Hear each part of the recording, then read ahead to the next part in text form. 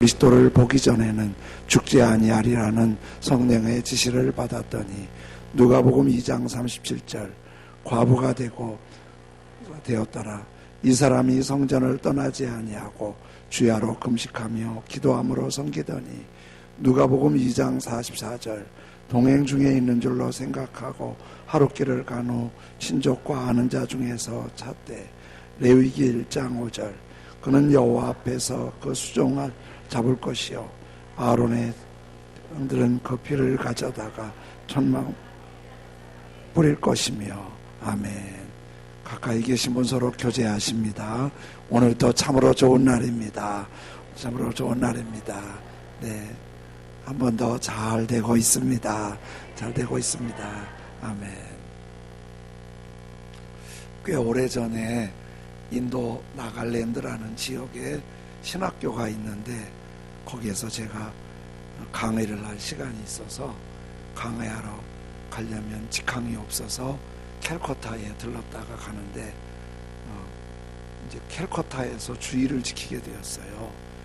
그런데 이렇게 캘커타가 인도가 거의 대부분이 그런데 우상이 그렇게 많아요. 버스를 타도 보기 좋은 곳에 우상의 신전이 있고 택시를 타도 그 좁은 한쪽에 가장 보기 좋은 곳에 우상이 있고 마을에도 가장 보기 눈에 띄는 곳에 우상의 신전을 만들어 놓고 또 집에 들어가거나 숙소에 들어가도 가장 보기 좋은 곳에 우상의 그 힌두교는 다신교잖아요. 다양한 우상들을 그렇게 많이 해놨어요. 그리고 토요일 저녁인데 아무리 돌아봐도 예배를 어디가 드려야 할지 예배 드릴 곳이 없는 거예요. 그래서 저를 안내하는 그 가정 가서 예배를 드려야겠다 생각을 했는데 안내하시는 분이 주일날 아침에 주일 예배 드리러 가자는 거예요. 그래서 어디로 가냐고 했더니 예배당이 있다는 거예요. 그래서 이제 택시를 타고 한 40분 갔는데 굉장히 큰 건물 앞에 서더니 들어가는데 미로처럼 좁깃한 게로 이렇게 들어가더니 2층에 딱 들어가자마자 제가 깜짝 놀랐어요. 제 추측에 우리 예배당보다 한 4배 정도, 5배 정도 큰 예배당인데 이렇게 2층, 3층 이렇게 있는데 꽉 찬 거예요. 그리고 제가 들어갔을 때 찬양 시간인데 복음성가, 우리 찬송가를 메들리로 부르는데 그 대단한 사람이 아침 11시에 막 춤을 추면서 울면서 찬송을 부르는 거예요. 그 찬송가 가사를 영어나 인도 사람들이 쓰는 힌디어로 찬양을 하는데 가사는 모르겠는데 우리가 이제 곡은 다 비슷하니까 그래서 제가 기도를 하고 우리 한국말로 그냥 같이 찬송을 불렀어요. 근데 제가 막 눈물이 나더라고요. 이렇게 우상이 만연한 이곳에 예배드리는 사람이 하나도 없을 줄 알았는데 이렇게 많은 사람들이 이렇게 열정적으로 예배드리다니 그날 예배 가운데 정말 은혜를 많이 받았어요. 그리고 이제 다른 스케줄이 있어 나와갖고 예배당을 이렇게 보니까 근데 십자가가 안 걸렸어요. 그래서 왜 십자가를 예배당에 안 걸었냐고 되게 세계 어디나 교회는 십자가를 거는데 그랬더니 그 캘커타 사람들이 십자가 걸으면 그렇게 싫어한대요. 그래서 십자가를 못 걸고 앞에다가 H라고 영어만 크게 써놨어요. H. 이 H가 우리 순복음교회의 세계적인 호칭이에요. 어셈블리스 오브 갓 이렇게 하는데 하나님의 성회 전 세계에서 순복음교회 할 때는 하나님의 성회 어셈블리스 오브 갓 그래서 AG 처치 그러면 순복음교회를 되게 말해요. 너무 은혜로웠어요. 그리고 지금 오래됐는데도 점점 그 교회가 생각이 나고 또 마음에 감동이 오고 그래요. 그런데 그 한 땅의 우상에 만연한데 어떻게 그렇게 많은 사람들이 예배를 드리러 모일 수 있을까? 그리고 그 땅에서 어떻게 그렇게 열정적으로 예배를 드릴 수 있을까? 그리고 헌금을 2번 드리더라고요.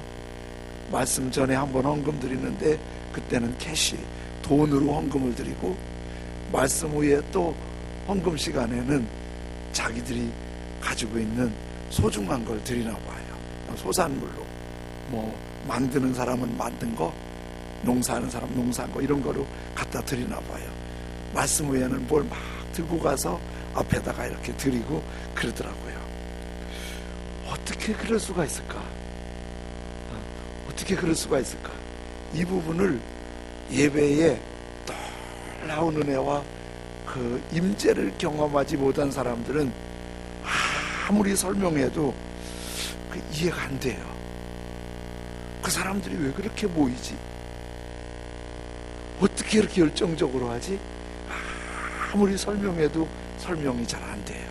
그런데 예배를 경험한 사람들은 말하지 않아도 그럴 수 있다고 믿어요. 마음이 확 와요. 그리고 예배드리다가, 지금도 전 세계는 예배드리다가 죽고 예배드리다가 박해를 통해 고통당하는 사람도 많거든요. 근데 그 예배를 포기하지 못해요. 지금 북한에도 숨어서 예배드리는 사람들이 상당히 있는 거로 알려지고 있어요. 그들은 우리처럼 이렇게 찬송하지 못해요. 우리처럼 설교하지도 못해요. 어떤 때는 동굴이나 은밀한 곳에서 눈빛만으로 예배를 드려요. 그런데도 그들은 그 예배 가운데 주님의 손길을 경험하는 거예요. 예배는 모르는 사람들이 볼 땐 정말 신비한 게 있는 거예요. 이 예배가 예배다우려면 얼마나 웅장하냐, 얼마나 설교를 잘하냐, 얼마나 찬양이 감동적이냐, 이게 아니고, 예배가 예배다우려면 성령님의 임재가 있느냐. 아주 그 쇼를 하듯이 맛있게 하는데 성령의 임재가 없으면 예배가 아니에요. 또 예배 진행하는 사람이 아주 웃기고 울리고 막 재밌게 진행을 해도 성령의 임재가 없으면 예배가 아니에요.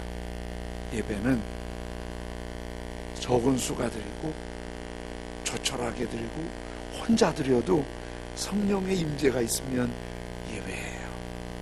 그리고 그 예배를 경험할 때는, 예배를 경험하지 못한 사람들은 상상할 수 없는 하나님의 임재와 거룩함을 경험하지요. 이 예배를 가장 우리에게 잘 가르쳐주는 말씀이 레위기라는 책이에요.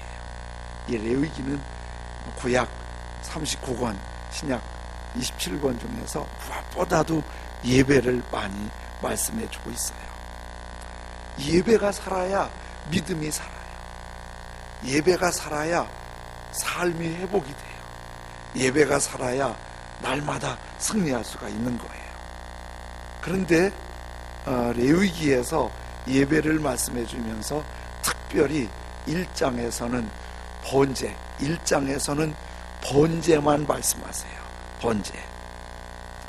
그래서 모든 것으로 온 마음과 모든 것을 들여 하나님을 높이는 예배를 말씀해 주고 있어요.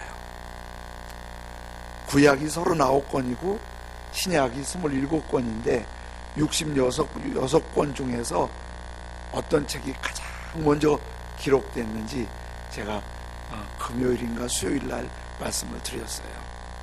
대개 어떤 책이 가장 먼저 기록됐을까? 그러면 세상의 시작을 알리는 창세기가 먼저 기록됐다고 생각하는데, 사실은 모든 성경학자들이 공통되게 레위기가 먼저 기록됐다고 그래요. 레위기가. 그런데 또 이 레위기는 이해하기도 어렵고 해석하기도 쉽지 않은 책이에요. 레위기는. 그래서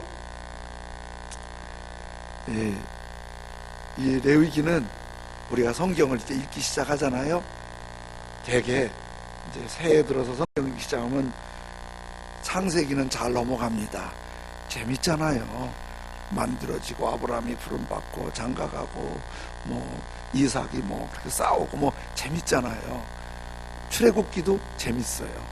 근데 출애굽기 16장 17장 넘어가면 헷갈리기 시작해요. 그 레위기쯤 가면 덮어놔요. 그리고 1년 내에 한 번 읽기 어려워요. 우리 큰형님이 사용하시던 성경책을 제가 지금도 갖고 있는데, 오래된 성경책인데요, 창세기 출애굽기만 새카매요. 거기가. 왜냐하면 연초에 읽어야지, 그리고 출애굽기에서 끝나고 읽어야지 끝나고 그래서 그래요. 그게 레위기 넘어가기 어려운 책이에요. 그런데 유대인들은요, 애들이 태어나면 성경을 가르쳐 주는데 5살 되면 공식적으로 성경을 가르쳐요. 5살 때부터 성경을 가르치는데 어딜 가르치냐면 율법서를 가르치는데, 율법서를 구약의 5권이 율법서라고 그래요. 창세기, 출애굽기, 레위기, 민수기, 신명기, 이 5권이 율법서예요. 그러면 5살 된 애한테 이 5권 성경을 가르치는데 뭐부터 가르치면 좋을까요? 여러분이 부모님이고 자녀들한테 성경을 가르친다면 뭐부터 가르치겠어요? 창세기지요. 창세기가 나도 편하고 걔도 편해요. 그렇잖아요? 나도 할 말 있고 걔도 듣기가 좋아요. 그런데 유대인들은 창세기부터 안 가르친대요. 레위기부터 가르친대요. 레위기. 읽기도 불편하고 이해도 안 되는 그 레위기를 먼저, 율법서의 레위기를 먼저 가르친대요. 레위기가 가장 먼저 기록됐고 어려서부터 레위기를 먼저 배우게 하는 중요한 이유가 있어요. 레위기는 하나님을 만나는 길이에요.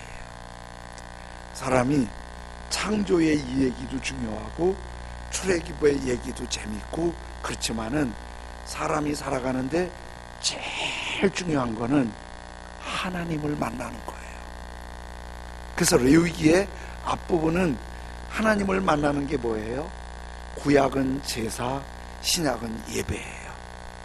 그래서 제사를 드리는 걸 배워서 하나님 만나고 하나님 은혜로 살아야 된다는 걸 가르쳐줘요. 그리고 레위기 뒷부분으로 가면 이제 하나님 은혜 받은 사람들이 어떻게 사는지, 하나님의 사람들의 사는 윤리와 도덕을 말씀해 주세요. 그래서 레위기는 하나님을 예배로, 제사로 온 마음 다해 사랑하고 그 사랑으로 윤리와 도덕으로 사랑하는 형제자매를 사랑하고 아끼는 거예요. 근데 이게 하나님이 보실 때 가장 중요하고 하나님의 백성들이 가장 중요하게 보는 거예요. 어떤 사람이 예수님한테 질문을 해요. 구약의 그 계명 중에서 뭐가 제일 큰 계명이에요? 그랬더니 예수님께서 마태복음 22장 37절 40절에 이렇게 말씀하세요. 똑같이 읽겠습니다. 예수께서 이르시되 내 마음을 다하고 목숨을 다하고 뜻을 다하여 주 너희 하나님을 사랑하라 하셨으니 이것이 크고 첫째 되는 계명이요 둘째는 그와 같으니 내 이웃을 내 자신같이 사랑하라 하셨으니 이 두 계명이 온 율법과 선지자의 강령이니라. 구약의 모든 율법과 선지자의 가르침을 최고로 대답하시는데 하나님 사랑. 하나님 사랑 어떻게 하는 거예요? 온 마음과 모든 걸 모아서 하나님을 예배하고 섬기는 거예요. 그리고 이웃은 내 몸처럼 사랑하는 거예요. 자, 그러면 우리 신약엔 예배를 드리고 구약엔 제사를 드리잖아요. 제사를 어떻게 드리냐면 이렇게 드려요. 제가 제사 드리러 성전에 가면 양이나 소를 끌고 가요. 수컷으로 끌고 가서 제사장님한테 가면 제사장님이 무슨 죄를 졌노 물어봐요. 그래서 제가 남의 것을 좀 훔치고 욕심을 냈어요. 그러면은 이 짐승의 머리에다 손을 얹으시오. 그래요. 그러면 제물이 된 짐승의 머리에 손을 이렇게 얹어요. 얹으면 그 얹는 게 뭐냐면 내 지은 죄를 이 짐승에다가 책임을 옮겨 놓습니다. 손을 얹는 건 이렇게 옮기는 걸 말하는 거예요. 그래서 목사님이 손을 얹고 기도할 때는 주님의 복을 목사를 통해서 전달합니다. 그런 뜻이고, 죄인이 짐승의 머리에 손을 얹으면 내 죄를 짐승에 얹어 놓습니다. 그래요. 그러면 이제 그 기도가 끝나면 이 짐승을 끌고 가서 목을 탁 쳐요. 그러면 여기 짐승도 목에 동맥이 있으니까 피가 콸콸콸 나오잖아요. 그럼 양푼에 받아요.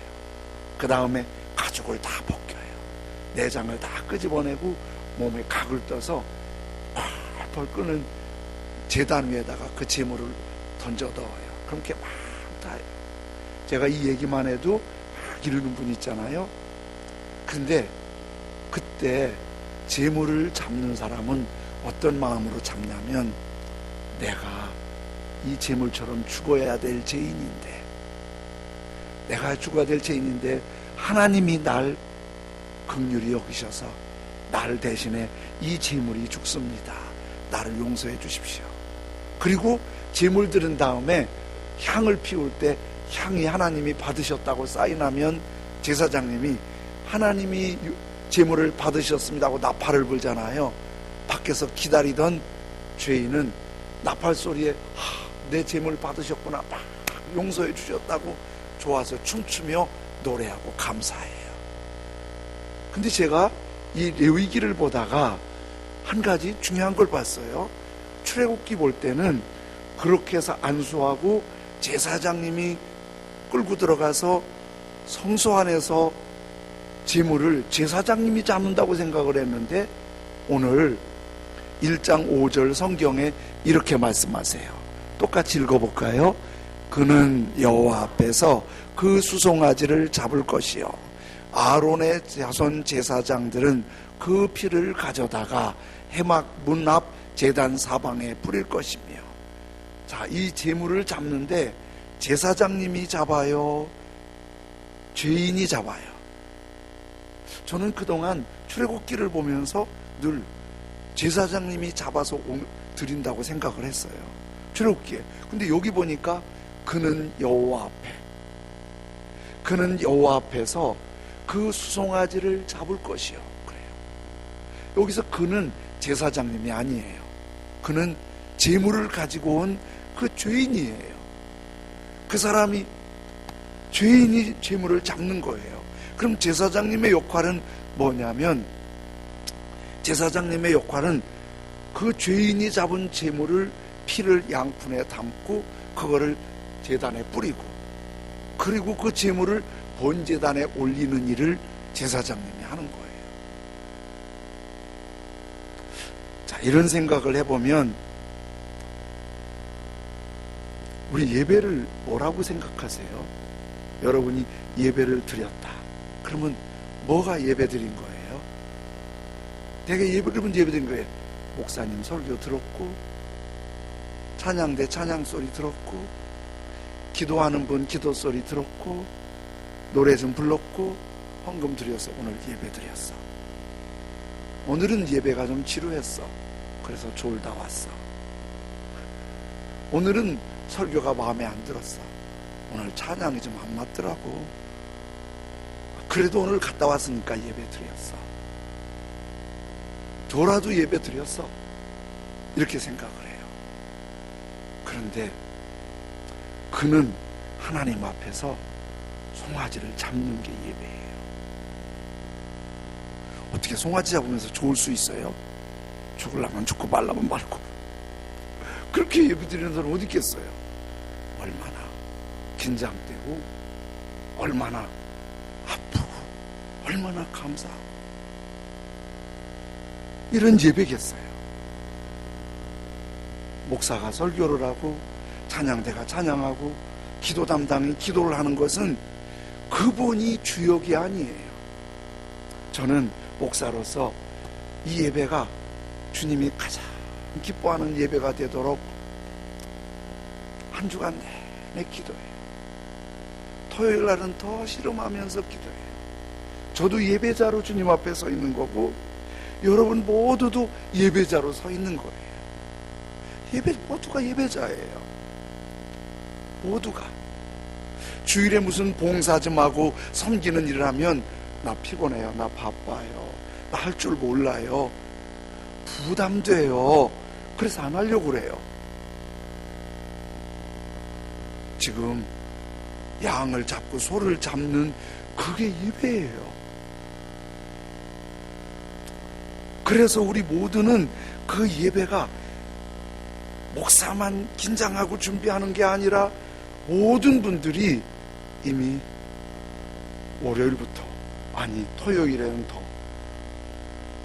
예배자로 우리를 준비하는 거예요. 예배자로. 그리고 예배자로 나와서 내가 예배자로 아버지 앞에 서는 거예요. 제가 몇 번 방송에 출연한 일이 있거든요. 그 방송에 출연하려면은 기획하는 PD가 저한테 계속 정보를 줘요. 이렇게 기획을 했다고. 그래서 이제 방송 한 달 전 되면은 방송 작가가 저를 찾아오든지 통화를 하든지 해서 그 방송에 나올 얘기를 저하고 충분히 얘기를 해요. 그럼 충분히 얘기를 하면 방송 작가가 그 방송에서 말할 내용을 자기가 다시 원고를 써갖고 나한테 보내줘요. 그걸 숙지하고, 외우도록 숙지하라고. 그리고 방송일이 되면은 카메라가 한 대여섯 대 되는 것 같아요. 자세히 안 세봤는데 카메라가 위에서 뱅글뱅글 돌아가면서 카메라가 있어요. 그러니까 그 카메라마다 카메라맨이 또 다 따로 있지요. 그러니까 출연자가 두세 명만 돼도 그 스태프들은 한 30명 돼요. 그러니까 음향 있지요. 방송작가 계속 보지요. 그러면서 그 원고 보면서 방송하는 게 아니라 그 숙지하고 자연스럽게 말하는 것처럼 방송을 해요. 거기서 방송하는 사람이 그 누구도 출연자 말고도 모든 사람이 조금 더 긴장을 풀지 못해요. 눈이 반짝반짝하고 전부 다 아주 집중해요. 심지어 생방송하면은요 시간 1분 1초도 안 틀려야 되니까 그 전에 리허설을 하고 조금 길었어요, 좀 짧았어요, 시계도 안 보여주면서 말을 해야 되니까 그것도 다 맞춰야 되는 거예요. 모두가 그렇게 긴장하는 거예요. 오늘 우리가 이렇게 예배 드릴 때 하나님이 윤 목사만 보시고 찬양대만 보시는 게 아니라 아버지께서 우리 모두를 보시면서 우리의 중심을 보세요. 우리의 마음을 보세요. 우리의 찬양을 보세요. 우리의 기도를 보세요. 우리의 모습을 보세요. 옛날 어떤 임금이 잔치를 베풀었는데 이런 잔치를 베풀었대요. 음식은 백성들을 위해서 마음껏 준비할 테니까 너희들이 마실 포도주만 한 병씩 가지고 와라 그랬대요. 이 파티를 BYOB 파티래요. Bring your own bottle.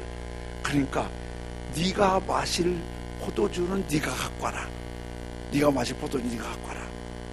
그렇게 했대요. 미국에서도 간간히 이런 파티를 하는 데가 있대요. 그런데 파티를 다 벌려놓고 이제 포도주를 가지고 오면 그 포도주를 큰 통에다가 각자 자기 포도를 마시는 게 아니라 큰 통에다가 부어놓고 이제 그 포도주를 컵을 가지고 와서 좀 더 마시는 사람, 덜 마시는 사람이 있어도 마신다는 거예요. 그래서 이제 음식을 마음껏 준비해놓고 포도주를 다 갖다 부어놓고 포도주를 마시려고 딱 컵을 틀었더니 포도주가 맹물이더래요. 포도주를 갖다 부었는데 맹물이더래요.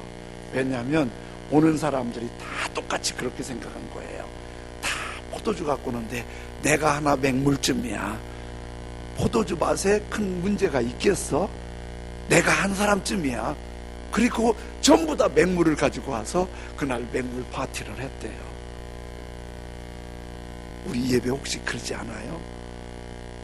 나 한 사람 빠진다고, 나 못하니까, 나 모르니까, 내가 좀 현찮다고 그래서 뭐가 안 되겠어?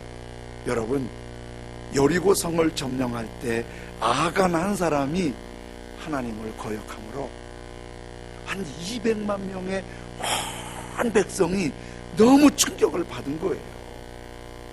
그러니까 예배는 누가 주역이 아니고, 누가 주인공이 아니고, 같이 한번 따라 하실까요? 제가 예배의 주인공입니다.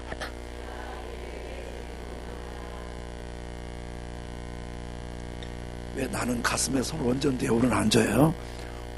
여러분 그런 거 아니에요? 저를 보고 네가 주인공입니다. 혹시 그러셨어요? 내 가슴에 손을 얹고 주님 앞에 그렇게 고백하세요. 제가 예배의 주인공입니다. 제가. 네, 믿으시지요? 주님이 여러분 한 분 한 분에 대해서 얼마나 온 마음으로 드리는지, 어떻게 찬양하는지, 어떻게 예배하는지, 어떻게 하나님을 높이는지 하나님이 윤 목사 못지않게 우리 모두에게 똑같은 시선으로 아버지가 보고 계세요. 이렇게 1장 2절은 이렇게 말씀하세요. 1장 2절 같이 읽으시겠습니다. 시작. 이스라엘 자손에게 말하여 이르라.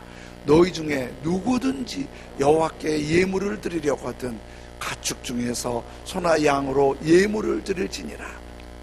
여기 누구든지, everybody, 모든 사람. 그러니까 여러분 한 사람 한 사람이 예물을 드리는데 소나 양으로. 왜 소나 양으로 한다고 그랬어요? 내 죄 용서받으려고. 근데 구약에는 소나 양을 했는데 왜 우리는 소도 양도 비둘기도 안 잡지요? 왜 우리 안 잡지요?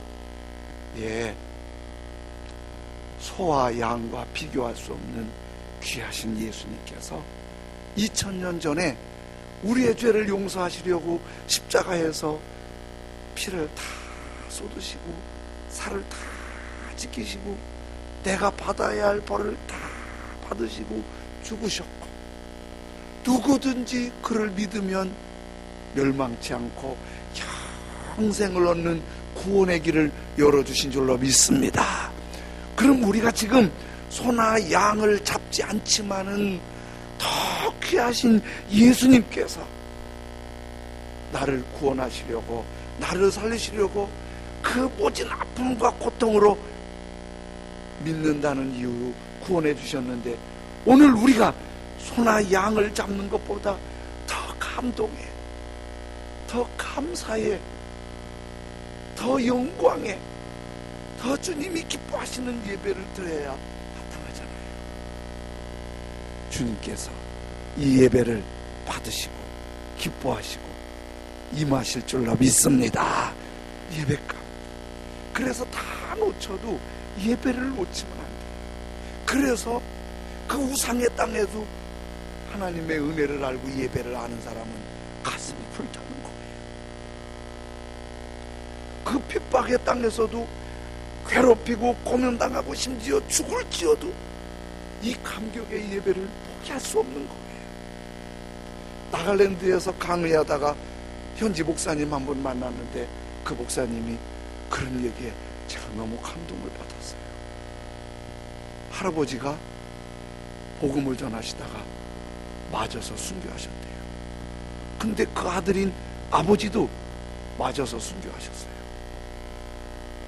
그 아버지가 5남매를 낳았는데 자기가 둘째래요. 근데 아버지도 그렇게 복음을 전하시다 순교하셨는데 5남매가 지금 다 복음 전한대요. 당신은 필리핀 자동차도 안 가고 사람이 닿지 않는 3일 4일 걸어가야 도달하는 그 산골에 가서 복음을 전하고, 그래서 자기는 그들하고 함께 예배드릴 때 가장 행복하다는 거예요. 그리고 그들이 예배드리면서 회복되는 거 보면 너무 즐겁다는 거예요.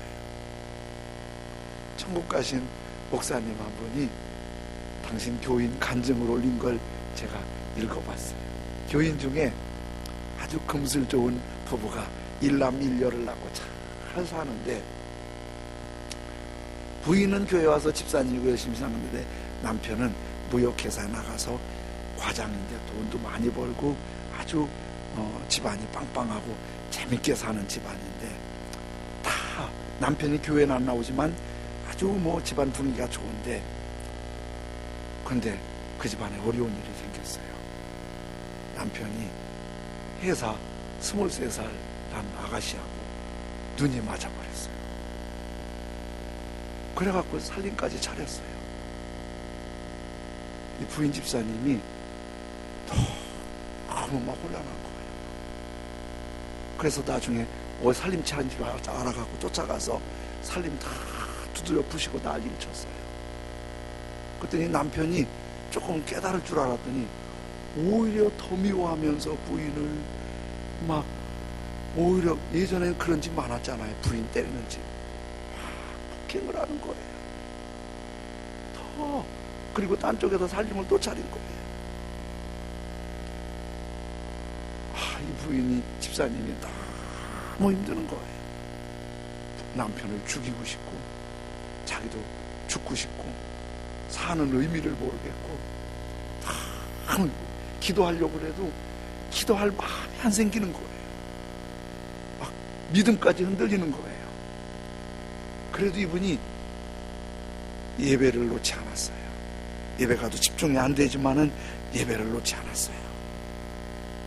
밤새 뒤척이다 새벽이면 새벽 기도 나가고 주일 예배 나가고, 한번 주일 예배 드리는데 그날 말씀이 시편 50편 14절 15절이에요.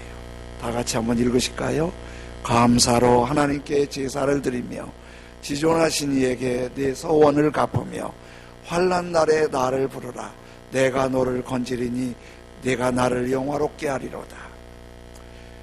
제일 이 말씀이 논리로는 이해가 되는데 마음으로 와닿지 않는 게, 감사로 하나님께 제사를 드리며, 목사님은 열렬히 말씀하시는데 이 집사님은 한숨 쉬면서 감사할 게 있어야 감사하지. 내가 지금 죽이고 죽고 싶은데 감사할 게 있어야 감사하지. 근데 자꾸 예배 끝났는데도 감사로 자꾸 이게 머리에 환난 날에 감사로 환난 날에 자꾸 그런 거예요. 그래서 주님 앞에 앉아서 예배 드리러 와서 한숨을 푹 쉬면서 그래도 감사합니다 그러면서, 그래도 자기가 건강한 게 감사하고 날에도 정신 차리고 있어서 애들 돌보는 게 감사하고, 그래도 집안 지키는 게 감사하고 하다 보니까 감사거리가 몇 가지가 있더래요.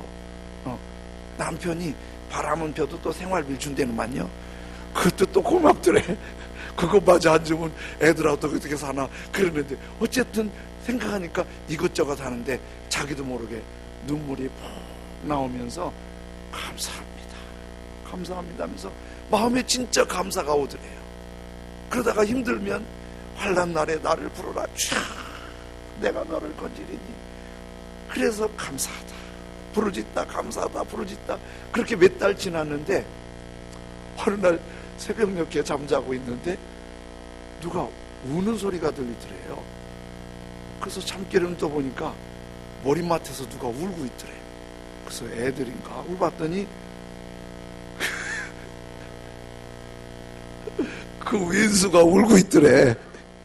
머리맡에서 그 왼수가 울고 있더래요. 그래서 벌떡 일어나서 언제부터 울고 있었어요? 그랬더니 그 남편이 그러더래. 내가 죽일 놈이야, 내가 지옥 갈 놈이야, 내가 지옥 갈 놈이야 막 그러더래요. 그래서 뭔 일인가 얘기를 들어봤더니 남편이 처음에는 젊은 색시하고 재밌는 것 같았는데 살아보니까 이 색시가 얼마나 방자하고 보로장머리 같고 돈을 맨날 달라고 그러고 얼마나 하는지, 지난 밤에도 밤새 싸우다가 헤어지자고 보따리 싸고 왔대. 여자분들 재밌지요? 보따리 싸갖고 왔대. 그러면서 뭐라고 하냐면 부인 손을 꼭 잡고, 여보, 내가 당신이 가장 현숙한 여인이라는 걸 이제 깨달았어. 나 용서해 주지. 그래서 부인이 그랬대. 당신이 교회만 나가면 내가 다 용서해 줄게. 그거야 당연히 나가지. 그리고 정리하고 같이 교회 갔더니 목사님이 깜짝 놀란 거야. 왜냐면 그 문제 있는 집안 해결됐으니까. 그러니까 아이고 반갑다고 그랬더니 부인 집사님이 우리 남편이 처음 교회 나왔어요. 그래서 좋아하더래요. 그 집사님이 목사님한테 고백한 게 그거예요. 다 무너지고 죽고 싶고 죽이고 싶고 다 포기하고 싶었는데 그래도 예배가 나를 회복시키고 예배가 나를 새롭게 만들었습니다. 빌립보에서 전도하다가 감옥에 들어간 바울 사도와 실라 두 사도, 누가 그거를 저렇게 그 사진으로 사진을 찍었는데 바울과 신라를 이렇게 형상해서 손은 쇠고랑에 묶였어요. 매맞았어요. 낮에. 그리고 지하 침침한 감옥에 전기도 없어서 광솔불을 폈어요. 저 모습으로 깊은 밤에 바울과 신라는 하나님께 예배했어요. 하나님께 예배했어요. 기도했어요. 찬양했어요. 아무것도 보이지 않는데 예배했어요. 그렇게 예배할 때 지진이 일어나면서 옥문이 열리고 손에 묶였던 게 극적으로 풀어졌어요. 여러분, 예배는 하나님을 온 마음 다해 사랑하는, 하나님을 만나는 영광의 시간이고 영광의 삶인 줄로 믿습니다. 예배는 하나님이 우리를 귀찮게 하고 불편하게 하고 부담 주시려는 게 아닙니다.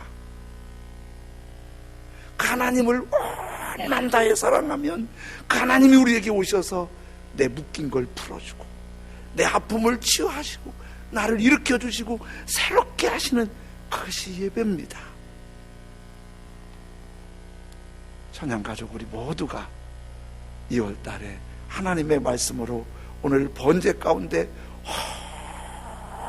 모든 것을 다해서 예배하는 이 예배가 회복되고 예배 가운데 거룩한 회복이 우리 모두 가운데 새로워지길 주님의 이름으로 축복합니다. 아멘. 우리 한 목소리로 기도할 텐데, 주님, 예배를 맛보게 해주십시오. 예배를 경험하게 하십시오.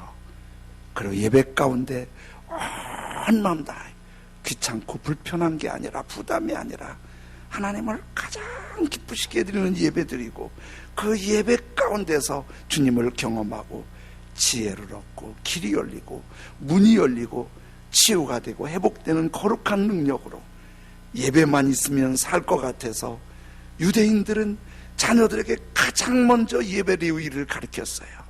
우리가 예배를 먼저 배우면, 예배만 일어나면 우리는 승리합니다. 예배가 회복되게 해주십시오. 한 목소리로 같이 기도합니다. 할렐루야. 하나님 아버지 감사합니다. 주님께서 레위기를 통해서 예배를 말씀해 주셨고 예배의 길을 열어주셨고 예배하게 하신 걸 감사합니다.